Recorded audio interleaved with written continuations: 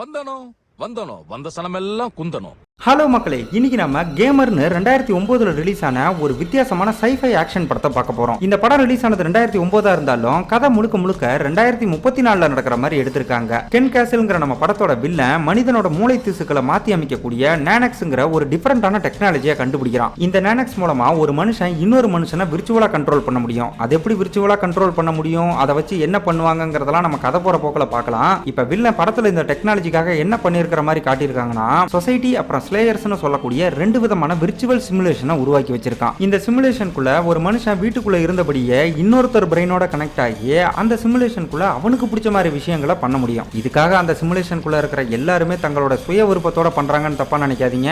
இங்கதான் படத்தோட கான்செப்ட்ல ஏகப்பட்ட கலவரம் இருக்கு. அதெல்லாம் என்னங்கிறத நம்ம வீடியோக்குள்ள போய் டீடைலா பார்க்கலாம். அண்ட் வீடியோக்குள்ள போறதுக்கு முன்னாடி எனக்கு சப்போர்ட் பண்றவங்க எல்லாருக்குமே நான் ரொம்ப நன்றி சொல்லணும். ஏன்னா லாஸ்டா நான் போட்ட வீடியோல உங்களுடைய பாசிட்டிவ் கமெண்ட் எல்லாம் பார்க்கறப்ப எனக்கு ரொம்ப மோட்டிவேஷனா இருந்துச்சு. அதுக்காக மறுபடியும் நான் உங்களுக்கு நன்றி சொல்லிக்கிறேன். வீடியோ பிடிச்சிருந்தா மறக்காம லைக் பண்ணி ஷேர் பண்ணி சேனலையும் சப்ஸ்கிரைப் பண்ணுங்க. இப்போ நம்ம வீடியோக்குள்ள போகலாம். 300 பருத்தி வீரர்கள் படத்துல ஹீரோவா நடிச்ச ஜெரார்ட் பட்லர் தான் இந்த படத்துலயும் ஹீரோவா நடிச்சு சும்மா பட்டையை கிளப்பியிருக்காரு. இப்போ இந்த படத்தோட ஓப்பனிங் சீனை 2034 இருந்து சில வருஷத்துக்கு முன்னாடி நடந்த சில முக்கியமான மூமெண்ட்ஸ் எல்லாம் காட்டுறாங்க. அந்த டைம் பீரியட்ல சிட்டி முழுக்க எங்க பார்த்தாலும் அட்வான்ஸ் டெக்னாலஜில செய்யப்பட்ட டிஜிட்டல் போர்ட்ஸ்லாம் இருக்கு. பரபரப்பான சிட்டில மக்கள்லாம் அறக்க பறக்க ஓடிக்கிட்டு இருக்க அந்த டிஜிட்டல் போர்ட்லாம் ஒன்லைனர்ல நான் சொன்ன ஸ்லேயர்ஸ்ங்கிற மேட்டரை பத்தியும் அது போக கேபிள்னு பர்டிகுலரா ஒரு கேரக்டரை பத்தின அட்வர்டைஸ்மெண்ட் ரொம்ப பரபரப்பா போயிட்டு இருக்கு. அந்த கேபிள் வேற யாரும் இல்ல, நம்ம படத்தோட ஹீரோ தான். ஆக்சுவலா இந்த பில் போர்ட்ல இருக்கிற விஷயத்தை பாக்குறப்ப இதெல்லாம் அட்வர்டைஸ்மெண்டா இல்ல ப்ரோமோவான்னு எனக்கே கொஞ்சம் குழப்பமா தான் இருக்கு. ஏன்னா இந்த ஸ்கிரீன்ல ஹீரோவோட சேர்ந்து இன்னும் சில பேர் கமாண்டா கெட்டப்ல இருக்கிற மாதிரி போட்டோ போட்டு ஸ்லேயர் த கில்லர்னு எழுதிருக்கு. இந்த ஸ்லேயர்ங்கிற வார்த்தைக்கு தமிழ் அர்த்தம் கொலகாரன். இதுக்கப்புறம் தொடர்ச்சியா வர பில் போர்ட்ல கூட ஹீரோ அடுத்து வர போற 3 பேட்டில்ல ஜெயிச்சு தன்னோட ஃபேமிலி கூட போய் சேர்வானான்னு கேள்விக்குறியா சில விஷயங்கள் போட்டிருக்கு. கூடவே அந்த நானக்ஸை கண்டுபிடிச்ச கென் கேசலோட போட்டோவும் அங்கங்க பில் போர்ட்ல இருக்கிற மாதிரி காட்டி சிட்டிக்கு நடுவுல ஹியூமன்ஸ்ங்கிற அமைப்பை சேர்ந்த லூடாங்கிறவனோட போட்டோ அங்கங்க ஒட்டி இருக்கிற மாதிரி காட்டுறாங்க. இந்த பில்போர்ட்ஸ் மூலமா 2034 இருந்து சில வருஷத்துக்கு முன்னாடி இருந்த பரபரப்பான சில சூழ்நிலைகளை தான் நம்ம பார்த்தோம். இப்ப அப்படியே அங்க இருந்து கரண்ட் டைமுக்கு வரும்போது எங்க பார்த்தாலும் துப்பாக்கி சூடு குண்டு வெடிப்புன்னு ஒரு கொடூரமான சூழ்நிலைக்கு நடுவுல நம்ம ஹீரோ பயங்கர பதட்டமா கையில துப்பாக்கியோட ஓடிட்டு இருக்கான். இந்த பேட்டிலுக்கு இவன் கூட இன்னும் சில பேர் வந்திருக்காங்க. ஆனா ஹீரோ அவங்கள பத்திலாம் கொஞ்சம் கூட கவலை இல்லாம தன்னை மட்டுமே காப்பாத்திக்கிட்டா போதும்னு எதிரில் வர எதிரிகளை சகட்டு மணிக்கு சுட்டு தள்ளிட்டு போயிட்டே இருக்கான். ஹீரோ கூட வந்தவங்களும் சாதாரண ஆள் மாதிரி தெரியல. எதிரில் எவனை பார்த்தாலும் காட்டுத்தனமா அவங்களும் சுட்டு தள்ளிக்கிட்டு முன்னோக்கி போய்கிட்டே இருக்க. இந்த இடத்துல சிவிலியன்ஸா பொதுமக்களும் இருக்காங்க. ஆனா அவங்க எல்லாம் கொஞ்சம் கூட பயமே இல்லாம ஏதோ செட் ப்ராப்பர்ட்டி மாதிரி ஆளுக்கு ஒரு வேலையை பார்த்துக்கிட்டு இருக்காங்க. இப்ப ஹீரோ எதிரிங்களை கண்டபடி சுட்டுக்கிட்டே அங்க இருந்த வேர் ஹவுஸை நோக்கி போறப்ப சேவ் பாயிண்ட்டுக்கு இன்னும் 300 மீட்டர் இருக்கு 400 மீட்டர் இருக்குன்னு ஒரு நோட்டிபிகேஷன் மட்டும் முன்னாடி வந்துட்டு போகுது. ஹீரோ அதை பார்த்ததும் இன்னும் படுவேகமா பல பேரை சுட்டு தள்ளிக்கிட்டே அந்த வேர் ஹவுஸ் குள்ள போக இங்க நடக்கிற சண்டை இன்னும் படுபயங்கரமா இருக்கும். இவனும் ஆளுங்களும் கொத்து கொத்தா கொன்னு குவிச்சிட்டு போயிட்டே இருக்காங்க. பொதுவா துப்பாக்கி சண்டைனா எப்படி நடக்கும், பதுங்கி தானே சொல்லுவாங்க. ஆனா இவங்க அப்படிலாம் இல்ல. அவங்க பாட்டுக்கு நேரா உள்ள போறாங்க, ஹெட்ஷாட்டா அடிச்சுட்டு போய்கிட்டே இருக்காங்க. அதுவும் ஹீரோ சொல்றதெல்லாம் பார்த்தா இவன் எப்பரா இந்த அளவுக்கு சொல்றாங்கிறதெல்லாம் உங்களால நம்பவே முடியாது. ஏன்னா ஆளுங்க எங்க இருக்காங்கன்றதெல்லாம் அக்யூரேட்டா நோட் பண்ணி பர்ஃபெக்ட்டா ஹெட்ஷாட் அடிப்பான். தலைவன் இதே மாதிரி குறுக்க வர எல்லாரையும் சுட்டு தள்ளிட்டு டீமை ப்ரொடெக்ட் பண்ணலாம்னு ஒரு உயரமான இடத்துக்கு போய் அவங்கள கவர் பண்ணி ரெடியா இருக்க.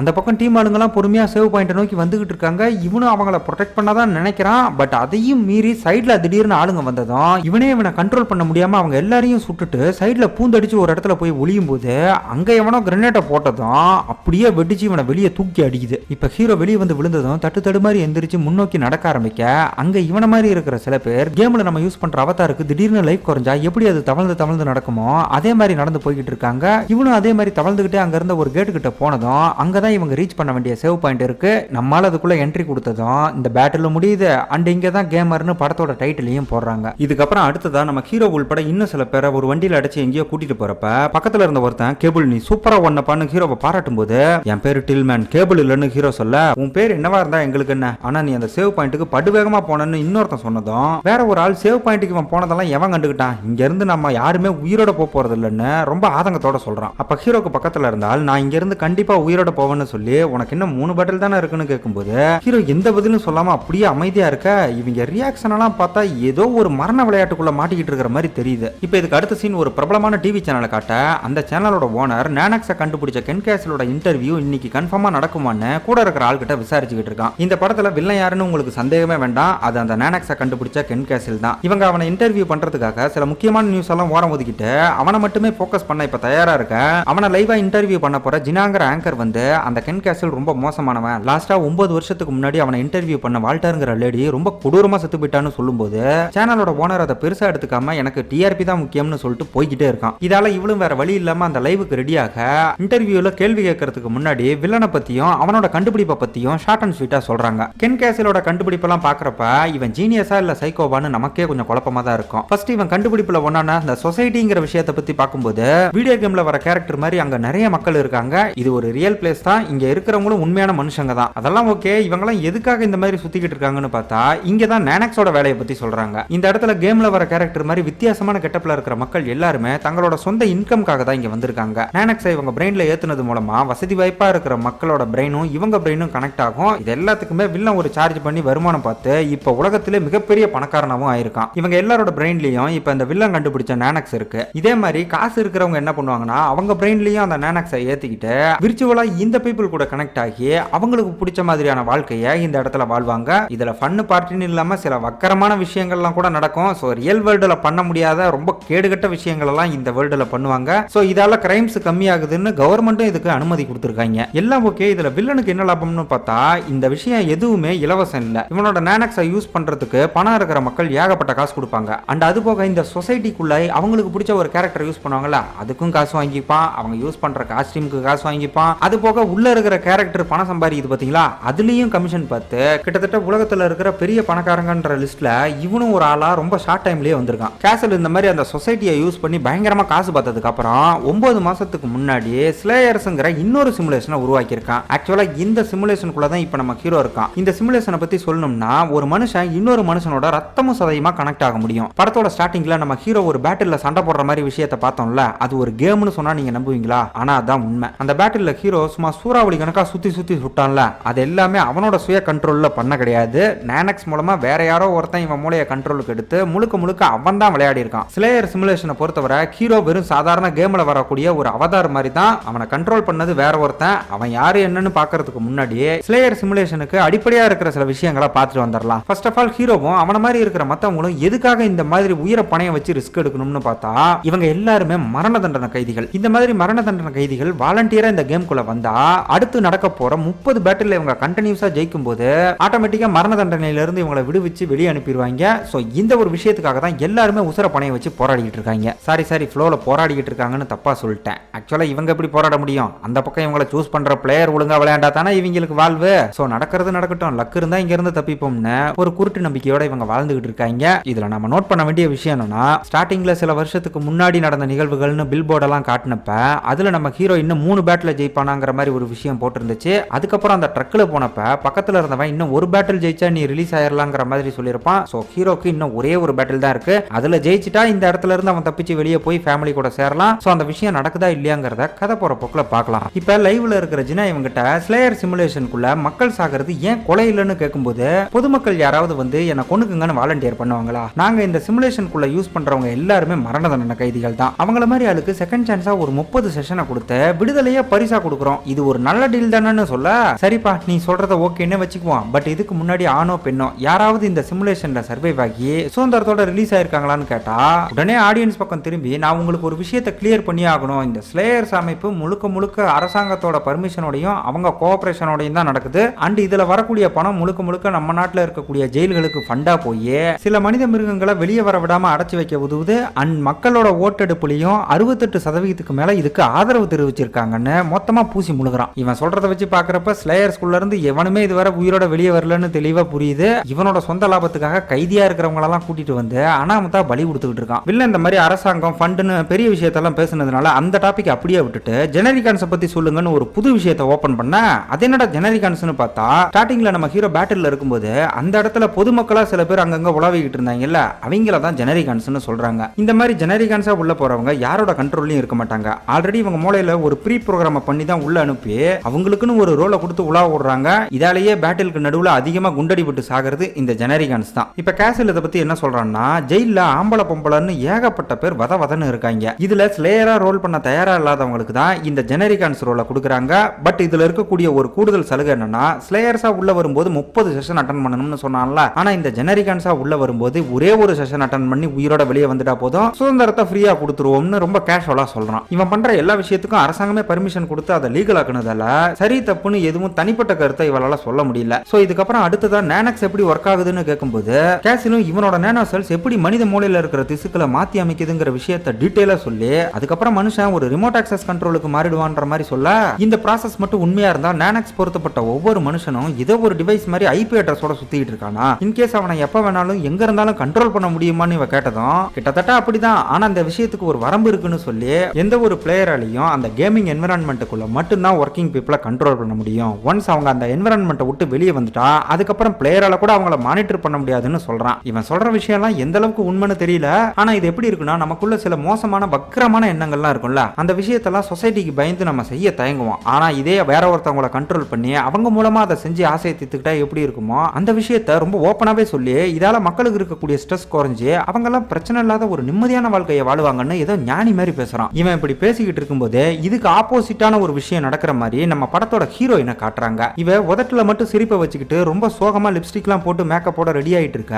இன்னொரு பக்கம் அவ பொண்ணோட போட்டோவை காட்டி அப்படியே அங்க கட் பண்றாங்க. இப்ப இந்த இடத்துல ஒரு வழியா அந்த இன்டர்வியூவை முடிச்சிட்டு கேசில் அங்க இருந்து கிளம்பலாம்னு எந்திரிக்கும் போது திடீர்னு அங்க இருந்த ஸ்கிரீன்லாம் பிளாக் அவுட் ஆகி இவனுக்கு எதிராக செயல்படக்கூடிய ஹியூமன்ஸ் அமைப்போட தலைவனே வந்து பேச ஆரம்பிக்கிறான். இந்த கேரக்டர் ஆல்ரெடி நம்ம ஃபாஸ்ட் அண்ட் ஃபியூரியஸ் படத்துல எல்லாம் பார்த்திருப்போம். இந்த படத்துல இவனோட பேரு லூடா. இப்ப ஸ்கிரீன்ல வந்தவன் கேசில் சொன்ன எல்லாமே போய் ஸ்லேயர்ஸ்ல இருக்கிறவங்க எல்லாம் ஆல்ரெடி மைண்ட் கண்ட்ரோல் செய்யப்பட்டு வலுக்கட்டாயமா அதுக்குள்ள இழுக்கப்பட்டாங்கன்ற விஷயத்தை சொல்லி இதுக்கு மேலேயும் கேசில் சொன்னதெல்லாம் நம்ம நம்பிக்கிட்டு இருந்தா மனித இனமே அவனுக்கு அடிமையாயிரும்னு ஒரு கேவலமான அனிமையை வச்சு வில்லனை பங்கமா கலாய்க்க அதை பார்த்து அவனே குபீர்னு சிரிச்சுட்டு இதை ஒரு விஷயமாவே கண்டுக்கல. ஆனா சேனல்காரங்க இவங்க எப்படி ஹேக் பண்ணாங்கன்னு புரியாம ஆளுக்கு ஒரு பக்கமா தடுமாறிட்டு இருக்காங்க. இவங்களுக்கு என்ன பயம்னா, எங்க அந்த கேசல் சைக்கோவா மாதிரி இவங்க சேனலை காலி பண்ணிடுவானோன்னு பீதியில இருக்கா. வில்ல இந்த சம்பவத்தை பத்தியோ இல்ல அந்த ஹியூமன்ஸ் பத்தியோ பெருசா கேர் எடுத்துக்காம ரொம்ப கூலா அங்க இருந்து கிளம்புறான். இப்ப அடுத்ததா ஸ்லேயர்ஸ் எல்லாம் கைதியா இருக்கக்கூடிய அந்த ஏரியாவை கட்ட அங்க ஒரு கைதி கல் எடுத்து இன்னொருத்த மூஞ்சிலே நங்கு நங்குன்னு அடிச்சு சதைச்சிட்டு காட்ஸ் எல்லாம் வர்றதை பார்த்ததும் அங்க இருந்து தப்பிச்சு ஓட பாக்குறான். ஆனா காட்ஸ் இவனை பெருசா கண்டுக்காம அங்க இருந்த மத்த கைதிகள் எல்லாம் கண்ட்ரோல் பண்ணிக்கிட்டு இருக்க.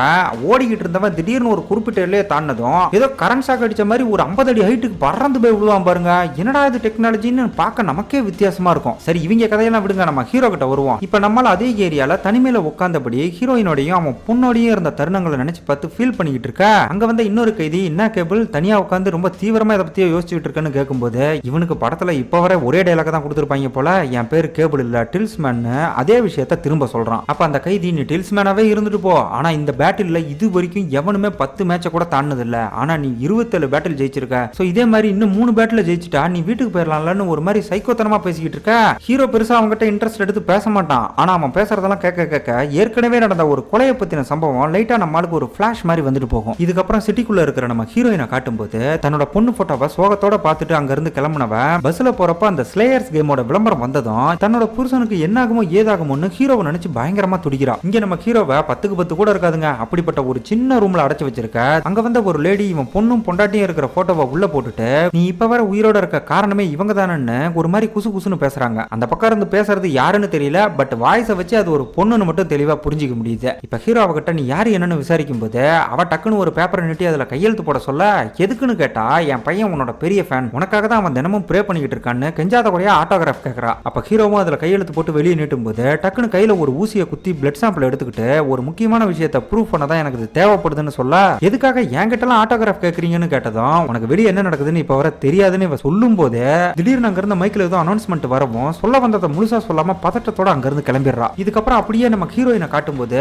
ஆளை பார்த்தா ரொம்ப கன்றாவியான ஒரு கெட்டப்ல அந்த சொசைட்டி சிமுலேஷனுக்குள்ள இருக்கா. ஆக்சுவலா ஹீரோ தான் ஸ்லேயர்ஸ்ங்கிற அந்த சிமுலேஷனுக்குள்ள மாட்டிக்கிட்டு இருக்கான்னு பார்த்தா இவ ஒரு பக்கம் இந்த சொசைட்டிங்கிற சிமுலேஷன்ல மாட்டிக்கிட்டு படாத பாடுபட்டுக்கிட்டு இருக்கா. வில்லன் உருவாக்குனதுலயே அந்த ஸ்லேயர்ஸை விட இந்த சிமுலேஷன் தான் ரொம்ப ரொம்ப மோசமானது. ஏன்னா வெளியே பிளேயர்ஸா இருக்கக்கூடிய மிடில் ஏஜ் ஆளுங்கள்ல இருந்து வயசானவங்க வரைக்கும் இங்க இருக்கக்கூடிய அவதாரை யூஸ் பண்ணி அவங்களுக்குள்ள இருக்கக்கூடிய ஒஸ்டான விஷயங்களை எக்ஸிக்யூட் பண்ணுவாங்க பாருங்க. அதெல்லாம் பார்க்கவே ரொம்ப கேவலமா இருக்கும். என்னால சத்தியமா இதை விஷுவலா காட்ட முடியாது. சோ முடிஞ்ச வரை வார்த்தையால டீசென்ட்டா எக்ஸ்பிளைன் பண்ண பாக்குறேன். அண்ட் இன்னொரு முக்கியமான விஷயம், இங்க அவதாரா இருக்கக்கூடியவங்களும் மனுஷங்க தான். அவங்களால தன்னைத்தானே கண்ட்ரோல் பண்ணிக்க முடியலனாலும் இங்க நடக்கிற எல்லா விஷயத்தையும் அவங்களால உணர முடியும். சோ இந்த விஷயத்தை மறந்துடாதீங்க. இப்ப ஹீரோயின் அவதாரா யூஸ் பண்ற அந்த கேரக்டர் இங்க இருக்கிற ஒரு பண்ணி மூஞ்சி கிட்ட அவளை கொண்டு வந்து தப்பு தப்பா போஸ்ட் கொடுத்து ரொம்ப கன்றாவியா அவனை செடியூஸ் பண்ணிக்கிட்டு இருக்கா. யார் இவளை இந்த அளவுக்கு மோசமா கண்ட்ரோல் பண்றாங்கன்னு பார்த்தா பார்த்தா அந்த பக்கம் எவனோ ஒரு தடிமாட்டு பையன் நல்லா தின்னுகிட்டு வீட்டுல ஹாயா உட்காந்துக்கிட்டு இவளை வச்சு சேட்டை பண்ணிக்கிட்டு இருக்கான். ஏன்டா சூஸ் பண்ணதுதான் பண்ண, ஒரு ஆம்பளை கேரக்டரை சூஸ் பண்ணி பொண்ணுகிட்ட சேட்டை பண்ணா ஓரளவுக்கு நியாயம்னு எடுத்துக்கலாம். இவன் பொம்பளை கேரக்டரை சூஸ் பண்ணி ஆம்பளை கிட்ட சேட்டை பண்ணிக்கிட்டு இருக்கான். இவனெல்லாம் எந்த கேட்டகரியில சேர்க்கறதுன்னு புரியல. என்னடா ஒருத்தர பாடி ஷேமிங் பண்றாருன்னு யாரும் என்ன தப்பா நினைக்க வேண்டாம். படத்துல அந்த கேரக்டரை பார்த்தா உங்களுக்கே செம்ம காண்டு வரும். அந்த அளவுக்கு இவன் ஹீரோயினை வச்சு பயங்கரமா சேட்டை பண்ணி ஏகப்பட்ட கொடுமைகளை அவளுக்கு அரங்கேற்றுவான். சரி, இந்த மேட்டர் அப்படியே விட்டுருவான். இப்போ இவளை கண்ட்ரோல் பண்றவன் அந்த பக்கம் ஜாலியா என்ஜாய் பண்ணிக்கிட்டு இருக்கும்போது திடீர்னு ஸ்கிரீன் பிளாக் அவுட் ஆகி நம்ம ஹியூமன்ஸ் அமைப்பு ஹீரோயினை இவன் மிஸ்யூஸ் பண்ணாத மாதிரி ஹேக் பண்ணி விட்டுறாங்க. ஆக்சுவலா ஹியூமன்ஸ் இந்த மாதிரி ஹேக் பண்றது ஒன்றும் ஃபர்ஸ்ட் டைம் இல்ல.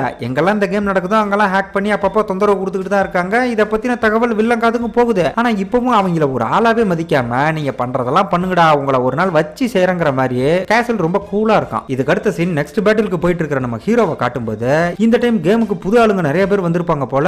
இவன் பக்கத்துல இருந்த ஒருத்தி தன்னோட பேரு சாண்ட்ரான்னு சொல்லி இன்ட்ரோ பண்ணிக்கிறா. அப்ப ஹீரோ கொஞ்சம் பதறி போய் வாயை மூடிட்டு சும்மா ரெடின்னு வான் பண்ண அதை கண்டுக்காம அவ திரும்ப தன்னோட பேரை சொன்னதும் அங்க இருந்த செக்யூரிட்டி நேரா பக்கத்துல வந்து கேட்டு கேள்வி இல்லாம மூஞ்சிலே குத்தி வாயை உடைச்சு விட்டுறான். இப்ப இவங்க வந்திருக்கிற பேட்டில் கொஞ்சம் வித்தியாசமா இருக்கு. முன்னாடிலாம் ஸ்டார்டிங் பாயிண்ட்ல இருந்தே சுட்டுக்கிட்டு வருவாங்க. ஆனா இந்த டைம் எப்படி நடக்குதுன்னா இவங்க நடுவுல வந்ததுக்கு அப்புறம் தான் சுத்தி வளைச்சு அட்டாக் பண்ண ஆரம்பிக்கிறாங்க. நம்மால் எப்பவும் போல ரொம்ப சேஃபா முன்னோக்கி போய்கிட்டு இருக்கும்போது திடீர்னு ஒரு கார் எரிஞ்சுக்கிட்டே பாஞ்சு வரும் பாருங்க. அதை பார்த்து இவனே ஒரு செகண்ட் ஆடி போறான். ஏன்னா பேட்டிலுக்கு நடுவுல கார்ல வந்து அட்டாக் பண்றது இதுதான் ஃபர்ஸ்ட் டைம். ஹீரோ இந்த மாதிரி கார் அவைலபிளா இருக்குங்கிற விஷயத்தை நோட் பண்ற மாதிரி காட்டி அடுத்ததா இந்த செட் ப்ராப்பர்ட்டியா சில பீப்புளை யூஸ் பண்ணுவாங்கல்ல, அது பேர் கூட என்னமோ சொன்னாங்களே, ஞாபகம் வந்துருச்சு, ஜெனரிகான்ஸ். இந்த ஜெனரிகான்ஸ்னு சொல்லக்கூடிய எதுவுமே செய்யாம அங்க சும்மா சுத்திட்டு இருப்பாங்க பாத்தீங்களா, அந்த மாதிரி மக்களை இந்த பேட்டில் அதிகமா யூஸ் பண்ணிருக்காங்க. பட் பிளேயர்ஸ் எதையும் கண்டுக்காம தன்னை காப்பாத்திக்கிறதுலயும் எதிரிகளை போட்டு தள்ளுறதுலயுமே ரொம்ப கவனமா இருக்காங்க. இதுவரை ஹீரோ பேட்டில் பண்ற விஷயத்தை மட்டும்தான் நம்ம பாத்துக்கிட்டு இருக்கோம். அவனை கண்ட்ரோல் பண்ணி அந்த பக்கம் ஆடிக்கிட்டு இருக்கிற கேரக்டர் யாருன்னு இதுவரை நான் காட்டல.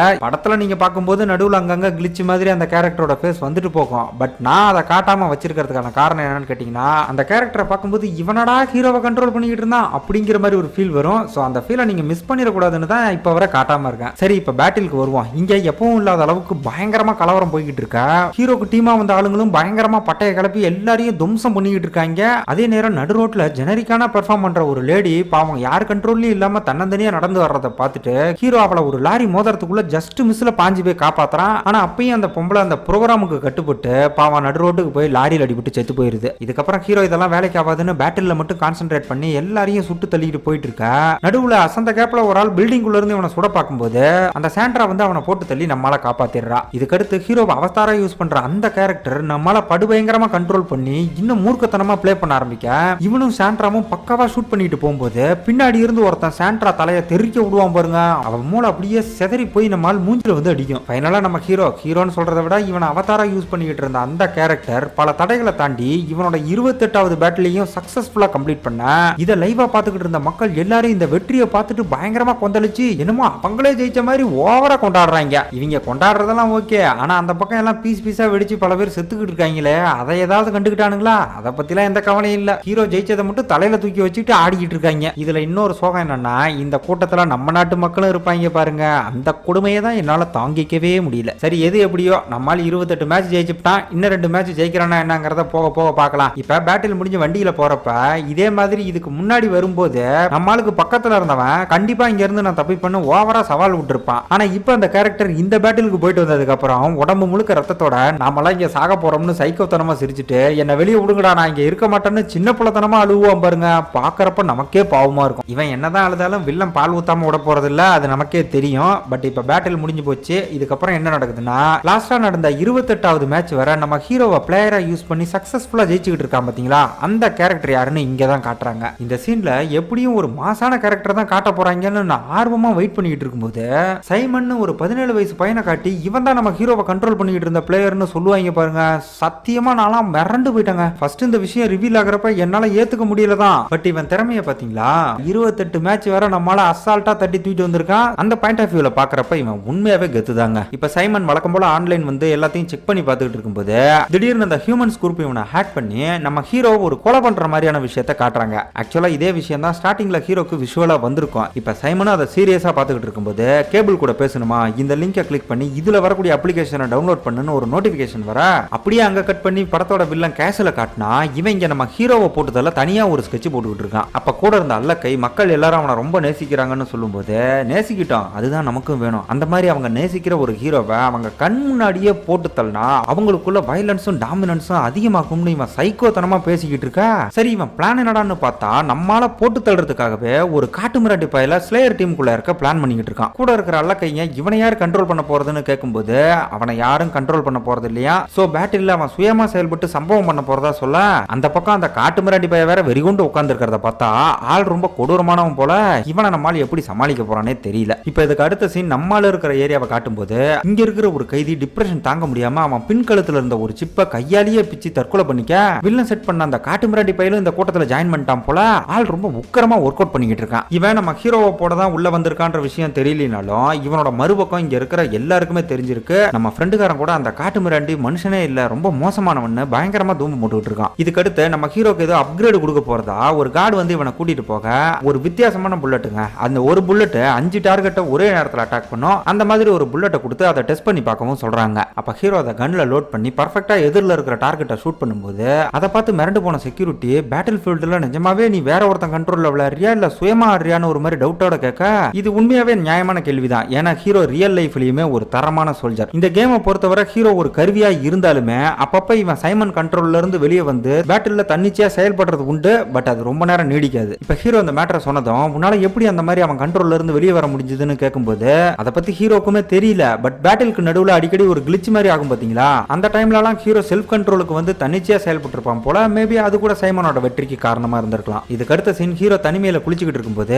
அந்த காட்டு மிராண்டி பைய கை முழுக்க ரத்தத்தோட வந்து இப்பதான் நான் ஒருத்தனை சுட சுட கொண்டுட்டு வந்திருக்கேன், அவன் பாடியை பாக்குறியான்னு கிறுக்கு பிடிச்ச மாதிரி பேச இவனோட கழுத்து வெட்டப்பட்ட மாதிரி கழுத்தை சுத்தி ஒரு தழும்பு இருக்கும். ஹீரோ அதை பார்க்காமலே நோட் பண்ணி உன் கழுத்து நேரம் இல்ல சோ பார்த்து இருந்துக்கன்னு இன்டைரக்டா வான் பண்ணதும் அவன் ஹீரோ மாதிரி சுத்தி வளைச்செல்லாம் பேசாம உன்னை போடதான் என்ன உள்ள அனுப்பியிருக்காங்க, அதுவும் இல்லாம பேட்டில்ல நான் தன்னிச்சையா செயல்பட போறேன்னு எல்லா விஷயத்தையும் ஓப்பனாவே சொல்லிடுறான். இந்த காட்டு மிராண்டி எதுக்கு இப்படி ஓப்பனா பேசிக்கிட்டு இருக்கான்னா பேட்டில் நடக்கும்போது ஹீரோ முழுக்க முழுக்க சைமனோட கண்ட்ரோல்ல இருப்பான். சோ ஹீரோவால தனிப்பட்ட முறையில் இவன் மேல போக்கஸ் பண்ணவோ இல்ல இவனை போட்டு தள்ளவோ சுயமா செயல்பட முடியாது. இப்ப இந்த விஷயம் தெரிஞ்சும் ஹீரோ பெருசா இவன் காட்டுற பூச்சாண்டிக்கெல்லாம் பயப்படல. பட் அந்த காட்டு மிராண்டி பைய வெளியே இருக்கிற இவன் பொண்டாட்டி பிள்ளைய பத்தி பேசுனதும் நம்மால் செம்ம வெறியாகி விரட்ட ஆரம்பிக்கிறான். ஆனா அந்த பயப்புல திடீர்னு அங்க இருந்து காணாம போயிருது. இதுக்கப்புறம் அடுத்த நாள் ஹீரோவோட 29வது பேட்டில் ஸ்டார்ட் ஆக இவன் அதுக்காக போய்கிட்டு இருக்கும்போது திடீர்னு யாரோ கேபிள்னு கூப்பிடுற மாதிரி இவனுக்கு மட்டும் ஒரு குரல் கேட்டதும் யாராதுன்னு மிரண்டு போய் பார்த்தா அது நம்ம சைமன் தான். அந்த ஹியூமன்ஸ் ஒரு லிங்கை டவுன்லோட் பண்ண சொல்லி இவன்ட்ட சொல்லியிருந்தாங்கல்ல, அதை பண்ணிருப்பான் போல. அதனாலதான் இப்ப கேமர் கூட இவனால பேச முடியுது. இப்ப இந்த கலவரத்துக்கு நடுவுல ஒரு 17 வயசு பையன் தன்னை கண்ட்ரோல் பண்ணிட்டு இருக்கிறாங்கிற மேட்டர் தெரிஞ்சு ஹீரோ செம்ம ஷாக் ஆகி நான் எப்படி இன்னும் சாகாம இருக்கேன்னு அவங்ககிட்ட கேட்கும்போது டியூட் நான்லாம் மோசமானவங்க இல்ல ரொம்ப முக்கியமானவன்னு பயப்பட ஓவரா சீன் போட சரி கேம்ல கான்சென்ட்ரேட் பண்றான்னு ஹீரோ பதட்டத்தோட சொன்னதும் சைமன் இவனை கண்ட்ரோல் பண்ணி அசால்ட்டா அங்க இருந்த ஒரு 10-15 பேரை போட்டு தள்ளுவான் பாருங்க. ஹீரோ அதை பார்த்து மிரண்டு போயிருவான். சைமன் இந்த மாதிரி பண்ணதை பார்த்து ஹீரோக்கு செம்ம கடுப்பாகுது. ஏன்னா இந்த மாதிரி படுகொலை பண்றதுல இவனுக்கு விருப்பம் இல்ல. இவனுக்கு இது கொலையா தெரிஞ்சாலும் அவனை பொறுத்தவரை இது வெறும் கேம் தானே, இது போக மொத்த கண்ட்ரோலும் அவங்கிட்ட வேற இருக்கு. சோ எதுவும் பண்ண முடியாம நம்மால அவன் கண்ட்ரோலுக்கு போயிட்டு இருக்கும்போது இவனுக்கு அதிர்ச்சி கொடுக்குற விஷயமா ஜெயில இவனோட ஃப்ரெண்டுகாரா இருந்தால அவனை இங்க ஜெனரிக் கன்ஸா யூஸ் பண்ணிருப்பாங்க பாருங்க. ஹீரோ அதை பார்த்து அப்படியே அதிர்ந்து போறான். இப்ப தலைவன் எதிரிகளை சுட்டுக்கிட்டே அவங்கிட்ட வந்து இந்த இடத்துல இருக்காத உடனே இங்க இருந்து போயிருன்னு சொல்லி வான் பண்றான். But it's too late. அவனை பொறுத்தவரை அவனால சுயமா சிந்திக்க முடியாது. சோ ஹீரோ கண் முன்னாடியே குண்டடி பட்டு செத்து போறான். இதுக்கப்புறம் சைமன் இவனை கண்ட்ரோல் பண்ணி இடிபாடுகளுக்கு நடுவுல பேட்டில் ஃபீல்டை விட்டு வேற ஒரு இடத்துக்கு கூட்டிட்டு போறப்ப அந்த இடத்துல ஒரு கார் பார்க்கிங் இருக்கிறத பாக்குறாங்க. சைமன் இந்த மாதிரி கேம்ல புது ஏரியாக்கெல்லாம் வந்ததுல இப்பதான் ஃபர்ஸ்ட் டைம் வந்திருக்கான். பட் கேமோட ரூல் படி இவங்க வந்திருக்கிற இடம் தடை செய்யப்பட்ட பகுதிங்கிறதால ஒரு ராக்கெட் லான்ச்சர் வந்து பயங்கரமா கலவரம் பண்ண சைமனே அதை பார்த்து மிரண்டு போனதும் ஹீரோ குடுகுடுன்னு போய் ஒரு இடத்துல ஒளிஞ்சிக்கிறான். அப்ப அந்த காட்டு மிராண்டி பைய வந்து நம்மால தூக்கி போட்டு செம பொழக்க துப்பாக்கி சண்டைனா கூட ஏதோ சமாளிக்கலாம். ஆனா கை சண்டைங்கிறதுனால சைமன் என்ன பண்றதுன்னு புரியாம அப்படியே தடுமாறிக்கிட்டு இருக்கான். இப்ப ஹீரோ நல்லா அடி வாங்கி கீழே கிடக்கும் போது அந்த காட்டு மிராண்டி கையில கன்னோட வந்து இவனை சுடப்பாக்க அந்நேரம் பேட்டிலுக்கான டைம் பீரியட் முடிஞ்சு கன்னுக்கு உண்டான ஆக்சஸ் எல்லாம் ஆஃப் ஆனதால ஜஸ்ட் மிஸ்ல ஹீரோவும் தப்பிக்கிறான். அவனையும் காட்ஸ் வந்து தரன்னு இழுத்துட்டு போயிடுறாங்க. நல்ல வேலை ஒரு செகண்ட் டிலே இருந்தா கூட படம் இந்த இடத்துல முடிஞ்சிருக்கும். ஏதோ லக்ல நம்ம ஆளுங்க இப்ப தப்பிச்சிருக்காங்க. நம்ம ஹீரோக்கு யாரோ அவனை கொல்ல பாக்குறாங்கன்ற விஷயம் தெரியும். ஆனா அது கேசில் தாங்கிற உண்மையை அந்த காட்டு மிராண்டி சொல்லியிருக்க மாட்டான். இப்ப சைமன் கிட்ட இந்த கொலை முயற்சியை பத்தி எல்லாம் சொல்லி நான் அந்த ஆள் யாருன்னு கண்டுபிடிக்கணும்னா நீ என்ன கண்ட்ரோல் பண்ண கூடாதுன்னு ஒரு விஷயத்தை கேட்கும்போது அவன் இந்த விஷயத்தை பெருசா நம்புற மாதிரி தெரியல. ஹீரோவும் நீ இந்த கேம்ல ஜெயிக்கணும்னா என்ன கண்ட்ரோல் பண்ணாதான்னு எவ்வளவோ சொல்லி பாக்குறான். பட் அப்பயும் அவன் ஒரு மாதிரி முகம் சொல்லிக்கப்போம். செக்யூரிட்டி வந்து ஹீரோவை இழுத்துட்டு போறாங்க. கேமும் அப்படியே கட் ஆகிருது. இதுக்கப்புறம் ரொம்ப நேரம் கழிச்சு நம்ம ஹீரோயினை காட்டும்போது இவ ஒரு இடத்துக்கு வந்து தன்னோட பொண்ணை பாக்குறதுக்காக மனு போடுற மாதிரி காட்டுறாங்க. இவ எதுக்காக சொந்த பொண்ணை பாக்குறதுக்கு மனுலாம் போடணும்னு பார்த்தா வில்ல நம்ம ஆளோட வாழ்க்கையில ஏதோ பெரிய சேட்டை பண்ணிருக்கான். அது இவளோட சோகத்துல இருந்தே தெல்ல தெளிவா புரிஞ்சுக்க முடியுது. இப்ப அங்க இருக்கிற ஆபீசர் இவளோட மனுவை பார்த்துட்டு நீங்க என்ன வேலை பாக்குறீங்கன்னு கேட்கும்போது இவன் இந்த மாதிரி நான் சொசைட்டில வேலை பாக்குறேன்னு சொன்னதும் அங்க தப்பு தப்பான விஷயங்கள் தானே பண்றாங்க, அதனால ஆள் கொஞ்சம் முகம் சொல்லிச்சு உங்க பொண்ணு இப்ப இப்ப ஒரு பெரிய இடத்துல தத்து கொடுக்கப்பட்டு அங்க நல்லபடியா வளர்ந்துகிட்டு இருக்கா. நிஜமாவே அவ வாழ்க்கை நல்லா இருக்கணும்னு நீங்க ஆசைப்பட்டா அவகிட்ட இருந்து கொஞ்சம் விலகியே இருங்கன்னு கொஞ்சம் நக்கலாவே தான் சொல்றான். இந்த விஷயம்லாம் நம்ம ஹீரோ ஜெயிலுக்கு போனதுக்கு அப்புறம் தான் நடந்திருக்கு. தேவையில்லாம இவகிட்ட இருந்து பொண்ணை பிரிச்சு இவளையும் சொசைட்டிக்குள்ள தள்ளி குடும்பத்தையே ஒரு வழி பண்ணிருக்காங்க. இப்ப கூட தான் சொந்த பொண்ணை பாக்குறதுக்காக இவ மனுலாம் போட்டு ரொம்ப கெஞ்ச உங்க அப்ளிகேஷனை பரிசீலனை பண்ணி தகவல் கொடுக்குறோம்னு இறக்கமே இல்லாம அங்க இருந்து விரட்டி விடுறாங்க. இதுக்கு அடுத்த சீன் லூடா சைமனை கான்டாக்ட் பண்ணி ஹீரோ கேட்ட ஹெல்ப்புக்கு என்ன முடிவு பண்ணிருக்கன்னு கேட்கும்போது இங்க என்னதான் நடக்குது, அவன் என்னடானா யாரோ கொல்ல பாக்குறாங்கன்னு சொல்றான், நீ என்னமோ வந்து அவனுக்கு உதவி பண்ணுன்னு சொல்ற, என்னதான் நடக்குதுன்னு இவன் கொஞ்சம் குழப்பத்தோட கேட்க நம்ம வில்லனோட ஆக்டிவிட்டி எல்லாம் பார்த்தா ஹீரோக்கும் அவனுக்கும் வேற ஏதோ பஞ்சாயத்து இருக்கிற மாதிரி சொல்றான். நாம கூட அந்த காட்டு மிராண்டி பையில அனுப்புனப்ப கேமோட சுவாரஸ்யத்துக்காக தான் வில்லன் ஏதோ இவனை கொல்ல பாக்குறான்னு பார்த்தா அது மேட்டர் இல்லைங்க. நம்ம ஹீரோவோட பாஸ்ட்ல வில்லன் ஏதோ பெருசா சேட்டை பண்ணிருக்கான். அது எந்த மாதிரியான விஷயம்னு ஹீரோக்கு மட்டும் தான் தெரியும். சோ அந்த விஷயம் வெளியே வராம இருக்க ஹீரோவை கண்டிப்பா ரிலீஸ் ஆக விட மாட்டான்னு லூடா தெளிவா சொல்றான். இப்ப இந்த லூடாக்கு என்ன வேணும்னா ஹீரோ இவங்க கிட்ட கேட்டுக்கிட்ட மாதிரி சைமன் அவனை சுதந்திரமா செயல்பட விடணும். ஆனா இந்த சின்ன பையன் இவன் பேசுறத சீரியஸா எடுத்துக்காம இன்னும் ஒரு கேம் தான் இருக்கு, அதெல்லாம் நான் அசால்ட்டா தட்டி தூக்கிறோன்னு ஓவரா சீன் போட இங்க பாருப்பா நீ நினைக்கிற மாதிரி எல்லாம் எதுவுமே நடக்காது, அந்த கேசில் கண்டிப்பா ஹீரோவை கொண்டுருவான், அதுக்கப்புறம் நீ சீன் போடுறதுக்கோ கேம் ஆடுறதுக்கோ கேபிள்னு ஒருத்தன் இருக்கவே மாட்டான்னு இவன் புட்டு நட்டெல்லாம் வெளியே கொண்டு வந்து மொக்க பண்ணதும் இப்பதான் பையன் லைட்டா கொஞ்சம் ஜெர்க்காகி நீங்க சொல்றதெல்லாம் எனக்கு ஒண்ணுமே புரியல, நான் ஜஸ்ட் வீட்டுல உட்காந்து கேம் ஆடிக்கிட்டு இருக்கேன்னு ஒரு மாதிரி பதற ஆரம்பிக்கிறான். உடனே லூடா கொஞ்சம் சாஃப்டா பேச ஆரம்பிச்சு இது கேம் தான், இந்த கேம்ல நீ வின் பண்ணணுமா வேணாமா, வின் பண்ணணும்னா நாங்க சொல்ற மாதிரி அவன் கண்ட்ரோலை மட்டும் கொஞ்சம் நேரத்துக்கு ரிலீஸ் பண்ணி விடு, அதுக்கப்புறம் மத்ததெல்லாம் நாங்க பாத்துக்கிறோம்னு சொல்ல சைமனும் வேற வழி இல்லாம இந்த மேட்டருக்கு ஓகே சொல்றான். இவன் தயக்கத்தோடயே ஓகே சொல்றத பார்த்தா பயப்பட எப்ப வேணாலும் பல்ட்டி அடிப்பான்ற மாதிரி தான் தோணுது. இப்ப அப்படியே ஜெயில இருக்கிற நம்ம ஹீரோவை காட்டும்போது ஏற்கனவே வந்த அதே லேடி சைமன் அவன் கேட்டதுக்கு ஓகே சொன்ன விஷயத்த இன்ஃபர்மேஷனா பாஸ் பண்றா. அப்ப ஹீரோ அவகிட்ட யாருமா நீ, உனக்கு எப்படி இதெல்லாம் தெரியும்னு விசாரிக்க அது இப்ப முக்கியம் இல்ல, சைமன் உன்னை செல்ஃப் கண்ட்ரோலுக்கு விட்டாலும் உன்னால சேவ் பாயிண்ட ரீச் பண்ண முடியாதுன்னு சொல்லும்போது அதையும் ஒரு கை பாக்குறன்னு இவனும் சைமன் மாதிரியே முட்டாள்தனமா பேசுனதும் யோ நீ என்ன லூசா, வெளியே உன் பொண்டாட்டியும் பிள்ளையும் உனக்காக தான் காத்துக்கிட்டு இருக்காங்க, அவங்களுக்காகவாது நீ இங்க இருந்து தப்பிக்கணும், அதனால அதுக்கு என்ன பண்ணணுமோ அதை பத்தி மட்டும் யோசின்னு சொல்றா. நம்மால் இதை கேட்டதும் அட ஆமா இல்லன்னு கொஞ்சம் சுதாரிச்சு இவ சொல்றதுதான் சரிங்கிற மாதிரி ஒரு முடிவுக்கு வர சரி என்ன பிளான் வச்சிருக்கன்னு இவ கேட்கும்போது ஒரே ஒரு சரக்கு பாட்டில் மட்டும் என் கைக்கு கிடைக்கிற மாதிரி பண்ண மத்ததை நான் பாத்துக்கிறேன்னு சொல்லி அவளை அங்க இருந்து அனுப்பி வைக்கிறான். நம்மால் சரக்க வச்சு என்ன பண்ண போறான்னு தெரியல. பட் அடுத்த நாள் இவன் பேட்டிலுக்கு ரெடி ஆகும் போது அந்த லேடி சொன்ன மாதிரியே இவன் கைக்கு ஒரு சரக்கு பாட்டில் வர வச்சிருக்க யாருக்கும் தெரியாம மடமடன்னு அதை குடிக்க ஆரம்பிக்கிறான். அப்ப காட்ஸ் இதை கேமரால பார்த்துட்டு என்ன பண்றன்னு எல்லாருமே ஒரு மாதிரி பதட்டமாக அவங்க கையில சிக்கிர கூடாதுன்னு இவன் விறுவிறுன்னு பேட்டில் ஃபீல்டுக்கு ஓடும் போதே போதை தலைக்கேறி ஆள் தள்ளாட ஆரம்பிக்கிறான். இப்ப இதால சைமன் ஒரு பக்கம் இவனை சுத்தமா கண்ட்ரோல் பண்ண முடியாம தடுமாறிக்கிட்டு இருக்கா. தலைவன் விறுவிறுன்னு போன பேட்டில் தடை செய்யப்பட்ட ஒரு ஏரியாக்கு போனாங்கல்ல அந்த இடத்தோட பார்க்கிங்க்கு போய் அங்க இருந்த ஒரு காரோட ஃபியூல் டேங்கை ஓபன் பண்ணி தொண்டையில கை விட்டு கொடன்னு வாந்தி எடுக்கிறான். அதுக்கப்புறம் அதுக்குள்ளேயே உச்சா பெஞ்சு விறுவிறுன்னு வண்டிக்குள்ள போய் வண்டியை ஸ்டார்ட் பண்றான். ஒரு வண்டியை ஸ்டார்ட் பண்ண இந்த மாதிரி ஒரு டெக்னிக்கை நான் எந்த படத்துலயும் பார்த்தது இல்ல. பட் எது எப்படியோ வண்டி இப்ப ஸ்டார்ட் ஆயிருச்சு. அதே நேரம் அந்த காட்டு மிராண்டி பையில இங்க வந்து கண்டமேனிக்கு சுட ஆரம்பிக்கிறான். நம்மால இப்ப தப்பிச்சே ஆகணும்னு வண்டியை வேகமா ஸ்டார்ட் பண்ணி கிளம்புறப்ப கரெக்டா அந்த பைப்பில வண்டியிலே தொங்கிக்கிட்டு இவனை பிடிக்க பார்க்கும்போது அப்படியே கொண்டு போய் ஒரு தூண்ல அடிச்சு அவனை தெருக்கி விட்டு போவான் பாருங்க. இந்த சீன்லாம் பட்டத்துல வெறித்தனமா இருக்கும். இப்ப ஹீரோ அங்கிருந்து வெளியே வந்து படு வேகமா போய்கிட்டு இருக்க சைமன் ஒரு பக்கம் காலில் விழுவத குறையா தயவு செஞ்சு பேட்டில் ஃபீல்டுக்கு வாயான்னு கெஞ்சிக்கிட்டு இருக்கும்போது அவனுக்கு விஷுவல் தரக்கூடிய கேமராஸையே சுட்டு தள்ளிட்டு அசுர வேகத்துல போய்கிட்டு இருக்கான். அப்ப ரெண்டு பயங்கரமான ஆளாரிங்க வெறித்தனமா சேஸ் பண்ணி வந்து இவனை கொல்ல பார்க்க நம்மால் அப்படியே ரிவர்ஸ்ல வந்து அதோட டிரைவரை சுட்டு தள்ளி ரெண்டு லாரியையும் ஒரே நேரத்துல பறக்க விட்டுட்டு அங்க இருந்து எஸ்கேப் ஆவான் பாருங்க. இந்த சீன்லாம் மரண மாசா இருக்கும். இப்ப நடக்கிற சம்பவத்தெல்லாம் லைவ்ல பாத்துக்கிட்டு இருந்த மக்கள் என்ன நடக்குதுன்னு புரியாம பயங்கர குழப்பத்துல இருக்க அங்க நம்மளோட கார் கவுந்ததும் அவன் அங்க இருந்து கரெக்டா வெளியே வரும்போது ஒரு மிசைல் வந்து அந்த காரை பீஸ் பீஸா செதற விட்டதும் மக்கள் பாத்துக்கிட்டு இருந்த லைவ் கட் ஆகி ஹீரோ ட்ரேஸ் பண்ண முடியாத அளவுக்கு எஸ்கேப் ஆயிடுறான். இதுக்கப்புறம் ஹீரோ தப்பிச்ச விஷயம் வைரல் ஆகி நியூஸ் சேனல் எல்லாம் பயங்கர பரபரப்பா பேசிக்கிட்டு இருக்க படத்தோட ஸ்டார்டிங்ல ஜினானு ஒரு டிவி ரிப்போர்ட்டர் நம்ம வில்லனை இன்டர்வியூ பண்ணால அவன் இந்த நியூஸ் எல்லாம் பார்த்துட்டு சிக்கனான அந்த கேசல்னு ஹீரோயினா தேட சொல்றா. இப்ப அந்த பக்கம் ஹீரோயினோட நிலைமை என்னன்னு பார்த்தா அவளை அவதாரா யூஸ் பண்ற அந்த மூதேவி ஏதோ வித்தியாசமா ஃபன் பண்ணணும்னு வினோதமான கெட்டப்ல அவளை ரெடி பண்ணிக்கிட்டு இருக்கா. இங்க ஹீரோ ஒரு பக்கம் முகத்தை மறைச்சபடி ஜெயில இவனுக்கு வந்து உதவி பண்ண அந்த லேடிக்காக ஒரு இடத்துல வெயிட் பண்ணிக்கிட்டு இருக்கான். அப்ப பைக்ல வந்த ஒரு டீனேஜ் பொண்ணு ஜெயில மீட் பண்ணது நான் தானே சொல்லி இவனை பிக்கப் பண்ணிட்டு நேரா லூடா கிட்ட கூட்டிட்டு போக அங்க இருக்கிறவங்க எல்லாம் இவனை பார்த்து மிரண்டு போறாங்க. யோ நீ வேற லெவல்னு பாராட்டவும் செய்றாங்க. இப்ப ஹீரோ லூடாவை பார்த்து எதுக்காக என் பிளட் சாம்பிள் எடுத்தீங்க அண்ட் எதுக்காக பர்டிகுலரா எனக்கு ஹெல்ப் பண்ணீங்கன்னு சில கேள்விகள் கேட்க ஃபர்ஸ்ட் எதுக்காக பிளட் எடுத்தாங்கன்னு பார்த்தா நானக்ஸை டீகோட் பண்ற டெக்னிக்கை இவங்க எப்படியோ கண்டுபிடிச்சிருக்காங்க. இப்ப ஹீரோ பிரெயினை கண்ட்ரோல் பண்ணிக்கிட்டு இருக்கிற நானக்ஸை டீகோட் பண்ண இவனோட டிஎன்ஏ சாம்பிள் தேவைப்பட்டிருக்கு. அதுக்காக தான் பிளட் எடுத்திருக்காங்க. அப்புறம் பர்டிகுலரா இவனுக்கு ஹெல்ப் பண்றதுக்கான காரணம் என்னன்னா கேசில் இவனை பார்த்து பயப்படுறான்ல அதுதான் ரீசன். வில்ல மக்கள் இந்த கேமுக்கு அடிமையாக்கி உலகத்தையே அவனோட கண்ட்ரோல்ல வச்சுக்க பாக்குறான். ஆல்ரெடி யூஎஸ்ஏல இருக்கிற ஒட்டுமொத்த ஜெயிலுமே இப்ப அவன் கண்ட்ரோல்ல இருக்க அரசாங்கமும் அவனுக்கு நல்லா சொம்படிச்சுக்கிட்டு இருக்கு. அண்ட் இதை விட பெரிய மேட்டர் என்னன்னா இவன் கண்டுபிடிச்ச அந்த நானக்ஸ் இருக்குல்ல அதால மரபணு சம்பந்தப்பட்ட டிசீஸை செயற்கையா வர வைக்க முடியும். இன்கேஸ் கேமுக்காக நானக்ஸை யூஸ் பண்றேன்னு எல்லா எல்லாருமே அதை தன்னோட மண்டையில ஏத்திக்கிட்டா எல்லாரோட டிஎன்ஏ சாம்பிள் அவன் கைக்கு போய் ஒட்டுமொத்த மனித இனத்தையுமே அடிமையாக்கிடுவான்னு சொல்றாங்க. நம்மால் பொறுமையா அந்த விஷயத்தெல்லாம் கேட்டுட்டு என்னால உதவ முடியாதுன்னு சொல்லி அங்க இருந்து கழுடுக்கு பார்க்க உன் பொண்டாட்டி இருக்கிற இடம் எங்களுக்கு தெரியும்னு லூடா லாக் பண்ணதும் வேற ஆப்ஷனே இல்ல, நம்ம ஹீரோ சைலண்டா சரண்டர் ஆகிறான். இப்ப இதுக்கு அடுத்து சொசைட்டி சிமுலேஷனுக்குள்ள அந்த சைக்கோவோட கண்ட்ரோல்ல இருக்கிற நம்ம ஹீரோயினை காட்ட அந்த பக்கி ரெடி பண்ண கெட்டப்ல இவ விறுவிறுன்னு உள்ள வந்துகிட்டு இருக்கும்போது அங்க வந்து நம்ம ரிப்போர்ட்டர் ஜினா இவளை நோட் பண்ணி ஃபாலோ பண்ண ஆரம்பிக்கிறா. இந்த சிமுலேஷன்ல ரொம்ப கேடுகட்ட விஷயங்கள் எல்லாம் பண்ணிட்டு இருப்பாங்க. சோ அதை காட்ட முடியாதுன்னு நான் ஆல்ரெடி சொல்லியிருக்கேன். இப்ப ஹீரோயின் அங்க இருந்த ஒரு பப்புக்கு வந்து ஏற்கனவே இதுக்கு முன்னாடி ஒரு பன்னிமூஞ்சி கேரக்டரை மீட் பண்ணல, அதே கேரக்டரை இப்ப திரும்ப மீட் பண்ண இவளை கண்ட்ரோல் பண்ற சைக்கோ பயங்கர கலீஜான விஷயத்தெல்லாம் அவன் கூட சேட் பண்ணிக்கிட்டு இருப்பான். அதுக்கப்புறம் இவளை விறுவிறுன்னு ரூமுக்கு தள்ளிட்டு போய் பய மேற்படி வேலையில இறங்க ஆரம்பிக்க ஹீரோயின் இந்த கொடூரத்தை தடுக்க முடியாம தனக்குள்ளேயே குமுறிக்கிட்டு இருக்கும்போது கரெக்டா நம்ம ஹீரோ வந்து அவனை அப்படியே தூக்கி ஒரு சொருவான் பாருங்க.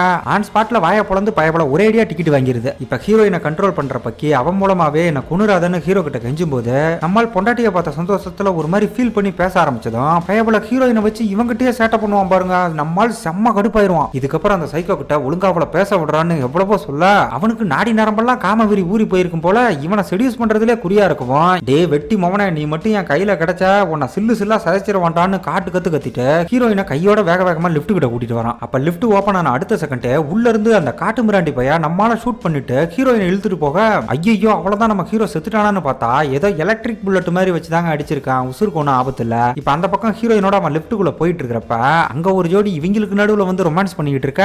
ஆல்ரெடி இவனே ஒரு சைக்கோ, இவன் முன்னாடி இப்படி பண்ணா சும்மா இருப்பானா? சோ ரெண்டு பேத்தையும் லிப்டுக்குள்ளேயே கழுத்தறுத்து போடுவான் பாருங்க. அதை பார்த்து இங்க ஹீரோயின் ஒரு பக்கம் பயங்கரமா துடிச்சுக்கிட்டு இருக்கா. அவளை கண்ட்ரோல் பண்ணிக்கிட்டு இருக்கிற சைக்கோ ஏதோ பயங்கரமா மூடான மாதிரி அதை பார்த்து என்ஜாய் பண்ணிக்கிட்டு இருக்கான். இதுக்கப்புறம் நேரா லிப்ட் கிரவுண்ட் ஃப்ளோருக்கு வந்து ஓபன் ஆகும்போது இவனை விட சூப்பரா சர்ப்ரைஸ் பண்ணி நம்மால அவனை இழுத்து போட்டு செம்ம ஊனா காட்டு மிராண்டியும் திருப்பி அடிக்கிறான். ஆனா ஹீரோ தெளிவா அவன் காலில் ஷூட் பண்ணி கதற விட்டுட்டு அங்க வந்த மத்த காட்சியும் சுட்டு தள்ளிட்டு ஹீரோயினை கூட்டிகிட்டு ஓட ஆரம்பிக்கிறான். அப்படி இவங்க ஓடுறப்ப பின்னாடியே ஏகப்பட்ட பேர் விரட்ட ஆரம்பிக்க இவங்களும் தப்பிச்சுக்கிட்டே மெயின் ரோட்டுக்கு வரும்போது சடனா ஒரு வேன் குறுக்க வந்ததும் யாரா அதுன்னு பார்த்தா அந்த ரிப்போர்ட்டர் ஜினா தான் வந்து இவங்களுக்கு ஹெல்ப் பண்றா. இதுக்கு அடுத்த சீன் நம்ம சைமனை காட்டும்போது போலீஸ் இவனை அரெஸ்ட் பண்ணி தூக்கிட்டு வந்து விசாரிச்சுக்கிட்டு இருக்காங்க. ஆக்சுவலா கேம்ல இவன் எந்த விதமான சீட்டிங்குமே பண்ணல. முழுக்க கேமரை மேனேஜ் பண்ண வேண்டியது எல்லாமே வில்லனோட கம்பெனி சம்பந்தப்பட்ட விஷயங்கள் தான். சோ இப்போ இவனை லீகலா மிரட்ட முடியாதுன்னு இவன் ஆன்லைன்ல பண்ண சில சிலுமிசமான விஷயங்கள் எல்லாம் காட்டி இவனை மிரட்டி பார்க்க ஹீரோவை பத்தி இவன்ட்ட எந்த இன்ஃபர்மேஷனும் இல்ல. இவங்களும் என்னென்னமோ சொல்லி உருட்டி மிரட்டிலாம் பாக்குறாங்க. ஆனா இவன் எதுக்கு அசராம முதல்ல பர்கர் வாங்கி குடிங்கயா, வயிறு பசிக்குதுன்னு போலீஸையே நோஸ் கட் பண்றான். இப்ப அந்த பக்கம் லூடாவோட இடத்துல நம்ம ஹீரோயினுக்கும் ட்ரீட்மெண்ட் ஸ்டார்ட் பண்ண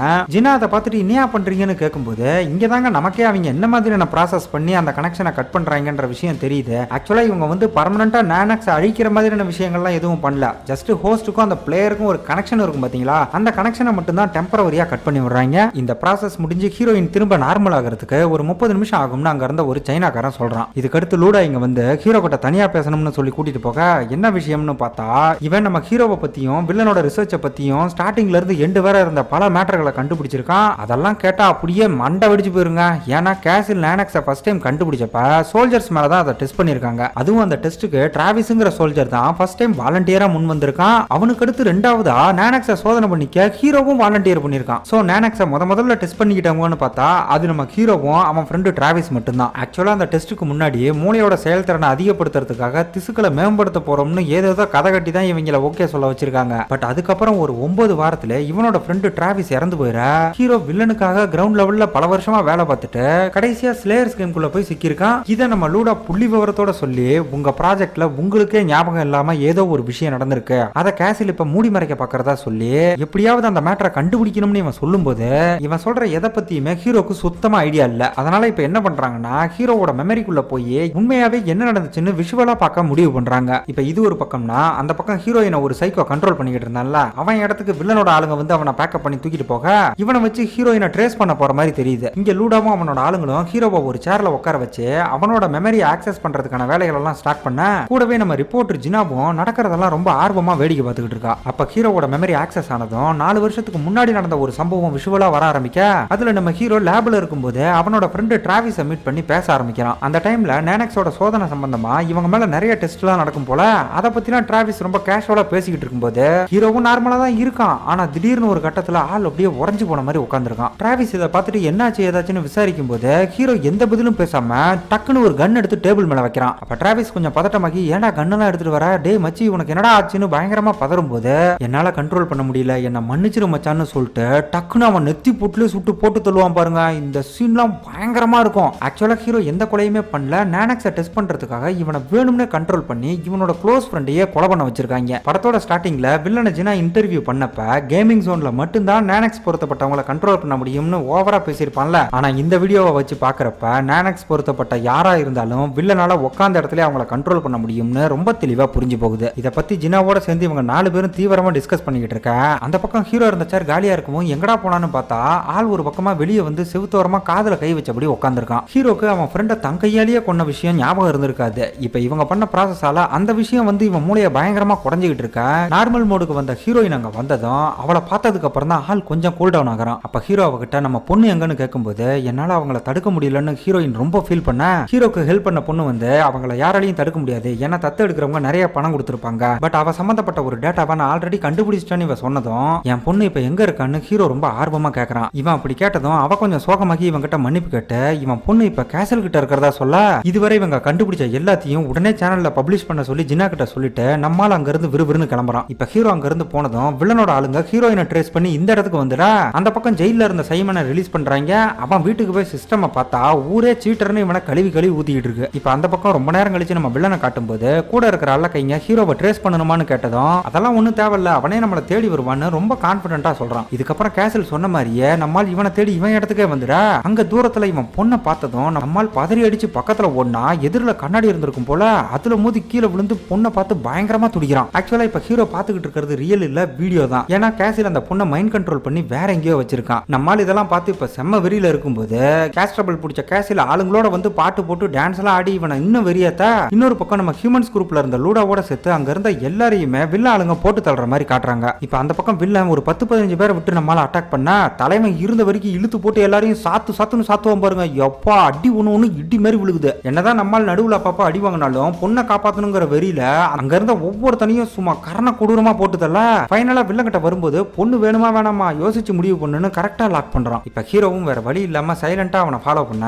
அப்படியே நடந்து போறப்ப அந்த ஹியூமன்ஸ் குரூப் என்ன ரொம்ப நாளா கலாய்ச்சிக்கிட்டே இருந்தாங்க. அவங்க இடத்துக்கு லீட் பண்ணதுக்கு ரொம்ப நன்றின்னு சொல்றான். கேசில் என்னதான் வில்லனாவே இருந்தாலும் அவன் கிரியேட்டிவிட்டியை பாராட்டியே ஆகணும். இப்ப கூட பாருங்களேன், மூணுல நடந்து போற மாதிரி ஒரு செட்டப் ரெடி பண்ணி அங்க ஒரு பேஸ்கெட் பால் கிரவுண்டை வேற செட் பண்ணிருக்கான். அந்த இடத்துல எவனோ ஒருத்தன் பேஸ்கெட் பால் ஆடிட்டு இருக்கிற மாதிரி இருக்கு. யாரவன்? ஐயோ ஏங்க இவன் அந்த காட்டுமிராண்டி பையப்புல போலயே, அட கொய்யால இவன் சாவே மாட்டான் போலங்க. இப்ப வில்லன் புதுசா எதுவும் பேசலங்க, தன்னோட கண்டுபிடிப்பை பத்தியும் நானக்ஸை வச்சு இவன் எப்படிலாம் உலகத்தை கண்ட்ரோல் பண்ண போறாங்கிறத பத்தியும் தான் பெருமையா பேசிக்கிட்டு இருப்பான். இவன் அதை பத்தி பேசி முடிச்ச அடுத்த செகண்ட் காட்டுமிராண்டி பைய குடுகுடுன்னு ஓடி வந்து நம்மளால கொல்ல பார்க்க இந்த காண்டாமிருகம் எவ்வளவு ஆட்டம் ஆடிச்சு. இப்ப அதுக்கெல்லாம் ஒட்டு மொத்தமா சேர்த்து நம்மளால அசால்ட்டா அவன் கையை உடைச்சு அடுத்து தொண்டையில 2 ஏத்தி கடைசியா அவன் கழுத்தை திருப்பி ரொம்ப கொடூரமா கொள்ளுவான் பாருங்க. அதை பார்த்து வில்லனே மிரண்டு போயிருவேன். அந்த காட்டு பைய பாக்குறதுக்கு ஆஜானுபாகுவா எவ்வளவு பயங்கரமா இருந்தான். ஆனா ஹீரோ கிட்ட 10 செகண்ட் கூட தாக்கு பிடிக்கலைங்க. அசால்ட்டா நம்மால் 4 தட்டுல சோழிய முடிச்சிட்டான். இப்ப தலைமை வில்லனை பார்த்து இதுக்கப்புறம் நீ தனியா தான் சண்டை போட்டாகணும்னு கையில கத்தியோட வந்து அவன் கழுத்தை இருக்க போக கழுத்துக்கு வந்த கத்தி 1 இன்ச் கேப்ல அப்படியே ஸ்டாப் ஆகும் பாருங்க. இது என்னடா புது ட்விஸ்ட்னு பார்த்தா இவங்க நம்ம ஹியூமன்ஸ் குரூப் இருந்த இடத்த அட்டாக் பண்ணாங்கல்ல, அப்பவே அவங்க ஆஃப் பண்ணி வச்சிருந்த அந்த நானக்ஸ் டெக்னாலஜியை இவங்க ஆக்டிவேட் பண்ணி விட்டுருக்காங்க. சோ இப்ப ஹீரோவோட கண்ட்ரோல் முழுக்க வில்லன் கையில இருக்கு. என்னடா இது கடைசியில இப்படி வந்து மாட்டிக்கிட்டானேன்னு நம்மளாம் ஃபீல் பண்ணிட்டு இருக்கும்போது அந்த பக்கம் சம்பந்தமே இல்லாம நம்ம ரிப்போர்ட்டர் ஜினாவை காட்டா இவன் நம்ம லூடாவோட சிஸ்டம்ல ஏதோ ஒரு விஷயத்தை அப்லோட் பண்ணதும் அந்த பக்கம் நம்ம சைமன் ஆன்லைனுக்கு வருவான் பாருங்க. இதுக்கப்புறம் தான் ஆட்டமே கலகட்ட போகுது. சைமனோட கேம் ஐடி ஆன்லைன் வந்ததும் அது பாட்டுக்கு லைவா டெலிகாஸ்ட் ஆக ஆரம்பிக்க இவன் ஆன்லைன் வந்திருக்கானா என்ன அர்த்தம்? ஹீரோ பேசுற விஷயம் அப்படியே லைவா டெலிகாஸ்ட் ஆக போகுது இல்ல.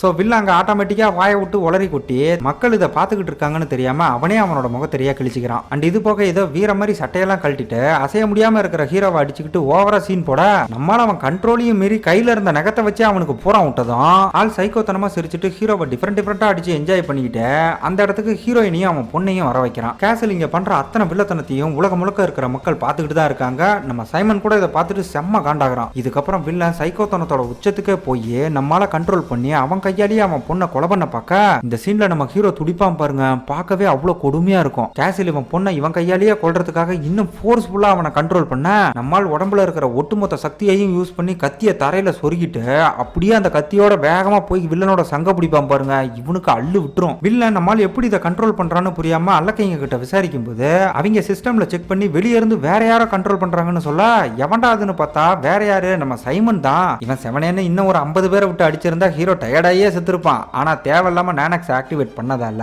இப்ப ஹீரோவோட கண்ட்ரோல் சைமனுக்கும் போயிருக்கு. இந்த வாய்ப்பை ஹீரோவும் யூஸ் பண்ணி கொஞ்சம் கொஞ்சமா கத்திய பக்கத்துல கொண்டு போக டேய் சிக்னலை ஜாம் பண்ணுங்கடா எல்லாத்தையும் ஆஃப் பண்ணுங்கடான்னு வில்லன் கதறிக்கிட்டு இருக்கும் போதே வாழைப்பழத்துல ஊசி ஏத்தன மாதிரி கத்தி நைஸா நெஞ்சுக்குள்ள இறங்குது. அப்படியே வில்லன் மண்டையை போட்டுறான். ஒரு வழியா வில்லன் செத்துட்டான். ஆனா இங்க இருக்கிற அல்ல கைங்களா இருக்காங்களே, அவங்க எல்லாம் ஏதாவது பண்ணுவாங்களான்னு பார்த்தா அவங்க எல்லாம் எதுவும் பேசாம கப்சிப்புன்னு எழுந்திருச்சு சைலண்டா போய்கிட்டு இருக்காங்க. அப்ப ஹீரோ அவங்கள கூப்பிட்டு தயவு செஞ்சு அந்த நேனக்ஸை சடவுன் பண்ணுங்கயா, உலகம் நிம்மதியா இருக்கும்னு பணிவோட கேட்க அவங்களும் இவன் சொல்றத சரின்னு புரிஞ்சுக்கிட்டு அடுத்த செகண்டே அதை சடவுன் பண்றாங்க. இதுக்கப்புறம் அடுத்த சீன் ஹீரோ குடும்பத்தோட இந்த ஊரை விட்டே காலி பண்ணி போய்கிட்டு இருக்கா. இவங்க கார் ஒரு டனலுக்குள்ள போனதும் கேம் ஓவர்னு டைட்டில போட்டு இந்த இடத்துல படத்தை முடிக்கிறாங்க. இந்த படத்துல கிளைமேக்ஸை மட்டும் இன்னும் கொஞ்சம் பெட்டரா பண்ணியிருந்தா பார்க்க சூப்பரா இருந்திருக்கும். சப்போஸ் உங்களுக்கும் அதே ஃபீல் இருந்தா கிளைமேக்ஸ் எப்படி இருந்தா நல்லா இருக்கும்னு மறக்காம கமெண்ட் பண்ணுங்க. மீண்டும் உங்களை அடுத்த வீடியோல சந்திக்கிறேன். மறக்காம போறதுக்கு முன்னாடி வீடியோவை லைக் பண்ணி ஷேர் பண்ணி சேனலையும் சப்ஸ்கிரைப் பண்ணிருங்க. Bye by.